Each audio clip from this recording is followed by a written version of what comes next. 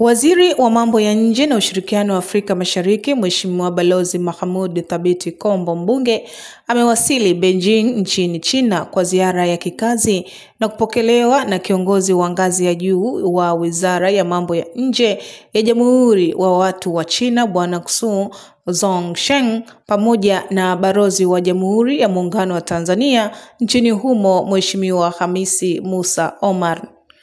Akiwa nchini China, Mheshimiwa Waziri Kombo ataongoza ujumbe wa Tanzania katika mkutano wa mawaziri wa kufuatilia utekelezaji wa maazimio ya Jukwaa la Ushirikiano kati ya China na Afrika, Forum on China-Africa Cooperation Focus Coordinators Meeting, utakaofanyika kuanzia tarehe 11 hadi 12 Juni 2025, na maonyesho ya 4 ya kimataifa ya biashara kati ya China na Afrika yatakayofanyika tarehe 13 hadi 15 Juni 2025 katika jiji la Changsha. Pamoja na masuala mengine, Waziri Kombo atatembelea ofisi ya ubalozi mdogo wa Jamhuri ya Muungano wa Tanzania mjini Guangzhou na kukutana na Watanzania waishio katika jiji hilo.